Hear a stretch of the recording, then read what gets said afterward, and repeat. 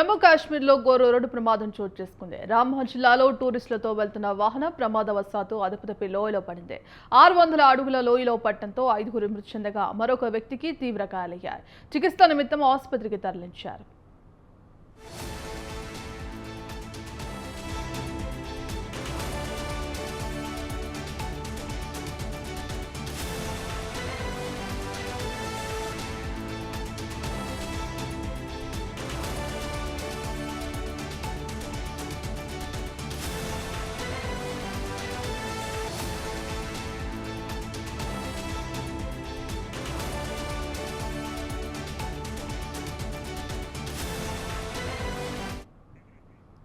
జమ్మూ కాశ్మీర్లో ఘోర రోడ్డు ప్రమాదం చోటు చేసుకుంది. రాంబన్ జిల్లాలో టూరిస్టులతో వెళ్తున్న వాహనం ప్రమాదవశాత్తు అదుపు తప్పి లోయలో పడింది.